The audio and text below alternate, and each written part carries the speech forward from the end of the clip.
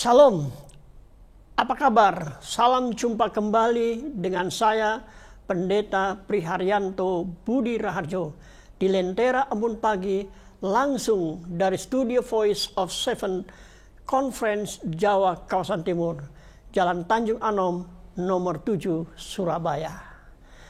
Tema pekabaran Tuhan pada pagi hari ini adalah uang. Sahabatku, pemirsa Lentera Embun Pagi yang diberkati oleh Tuhan. Seorang penulis yang terkenal bernama Ellen White mengatakan, para anggota jemaat dan keluarga menemukan kebahagiaan. Mereka di dalam kebahagiaan orang-orang yang mereka tolong dan mereka doakan. Dunia akan diyakinkan bukan oleh apa yang mimbar ajarkan, tetapi oleh apa yang gereja hidupkan. Firman Tuhan berkata di dalam Lukas pasal 12 ayatnya yang ke-15. Berjaga-jagalah dan waspadalah terhadap segala ketamakan. Sebab walaupun seorang berlimpah-limpah hartanya, hidupnya tidaklah tergantung daripada kekayaan itu. Antonio Ferreira Monteiro, Presiden Direktur Standard Bank Portugal yang meninggal karena COVID sepulang dari Italia.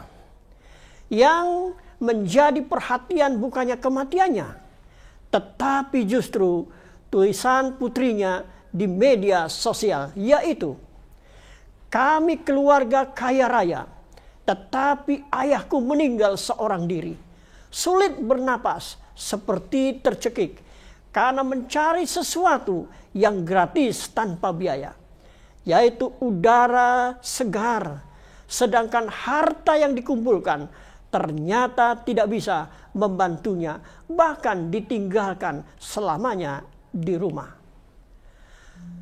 Sebagian orang tulisan ini sekedar keluhan si anak yang lagi kalut ditinggalkan ayahnya. Tetapi sesungguhnya ini merupakan pesan rohani yang berharga. Apa artinya? Bergelimpangan harta, jabatan dan kekuasaan, jika ajal menjemput semua itu, tidak bisa menyelamatkannya. Mencari udara yang gratis saja tidak bisa. Sesungguhnya betapa lemah dan rapuhnya manusia itu. Ingat saudara-saudara, hidup ini tidak sekedar memupuk harta, melainkan juga harus memupuk kebajikan. Hidup ini tidak hanya berpikir apa yang akan kita tuntut dan dapatkan, tetapi juga apa yang sudah kita berikan dan seberapa besar keikhlasannya. Tentunya kita semua tidak bosan-bosan untuk mendengarkan firman Tuhan, bukan? Roti hidup, roti dari surga, yang kiranya boleh menyegarkan kerohanian kita. Dan biarlah hari ini kita renungkan kerohanian kita. Sekali lagi firman Tuhan yang mengajak kita, memberikan motivasi yang akan kita dengarkan melalui pekabaran Tuhan ini, yaitu uang. Semua orang tentunya tahu bahwa uang itu adalah penting. Setiap orang membutuhkan uang, bahkan menginginkan uang. Setiap orang merindukan kebahagiaan. Namun banyak yang berpikir bahwa kebahagiaan manusia tergantung kepada materi. Lebih banyak uang. Seseorang maka ia akan lebih bahagia jikalau ia mendapatkan semuanya uang. Apakah benar demikian? Pengalaman hidup manusia tidak tergantung pendapat demikian. Bahkan Alkitab secara jelas menunjukkan beberapa hal penting. Yang pertama, kebahagiaan tidak tergantung kepada harta uang. Yang kedua, kebahagiaan tidak tergantung kepada hari. Yang ketiga, kebahagiaan tidak tergantung kepada makanan. Dan yang keempat, kebahagiaan tidak tergantung kepada tempat. Secara jelas Alkitab berbicara bagaimana agar kita dapat tetap berbahagia.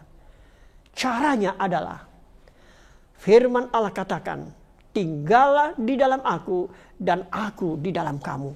Sama seperti ranting tidak dapat berbuah dari dirinya sendiri kalau ia tidak tinggal dalam pokok anggur. Demikian juga kamu tidak berbuah jika kamu tidak tinggal di dalam aku. Setelah kita mengetahui bahwa Alkitab adalah sumber kebahagiaan yang sejati, kita pun mengetahui bahwa Yesus Kristus adalah rahasia kebahagiaan manusia. Uang itu selalu bikin orang jadi serakah. Orang yang cinta uang itu tandanya gampang, gak ngerti rasa cukup. Fokus hidupnya cuman uang. Standar hidupnya cuman uang. Cari pacar mesti yang kaya dan yang berkepribadian.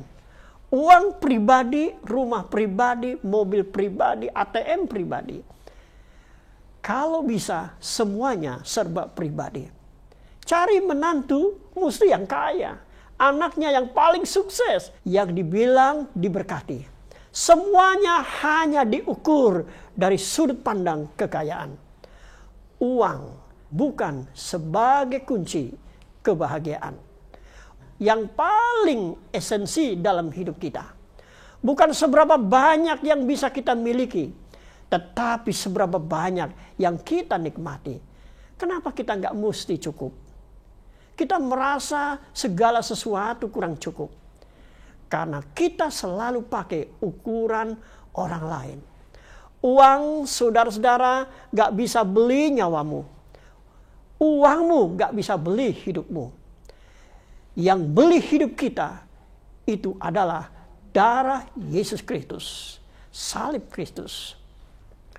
Uang bukan segalanya, tetapi tahukah Tuhanlah yang menjadi segalanya.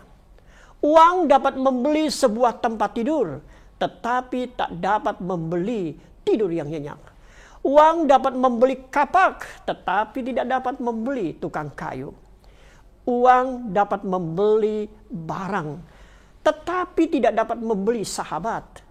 Uang dapat membeli pulpen dan kertas, tetapi uang tidak dapat membeli penulis. Uang dapat membeli pernikahan, tetapi tidak dapat membeli kedamaian dan kebahagiaan. Para pemirsa Lentera Embun Pagi yang budiman, dimanapun Anda berada pada saat ini. Uang dapat membeli buku, tetapi tidak dapat membeli pengetahuan. Uang dapat membeli sebuah nama, tetapi tidak dapat membeli seseorang. Uang dapat membeli gereja, tetapi tidak dapat membeli agama. Uang dapat membeli mimbar, tetapi tidak dapat membeli keselamatan. Uang dapat membeli salib, tetapi tidak dapat membeli juru selamat. Ada beberapa hal yang dapat dibeli oleh uang, tetapi tidak dapat membeli kasih. Itu sebabnya nasihat firman Tuhan pada pagi hari ini yang terdapat di dalam Yohanes 3 ayat yang ke-16. Karena begitu besar kasih Allah akan dunia ini, sehingga ia telah mengaruniakan anaknya yang tunggal, supaya setiap orang yang percaya kepadanya tidak binasa, melainkan beroleh kehidupan yang kekal. Yesus tidak kehilangan hidupnya. Melalui darah Yesus Kristuslah kita, saudara dan saya, punya pengharapan kehidupan yang kekal. Karena Tuhan tidak pernah meninggalkan orang yang percaya kepadanya. Salam damai sejahtera. Selamat beraktivitas. Sehat selalu, tersenyum selalu. Bahagia dan sukses. Tetap semangat. Jaga kesehatan.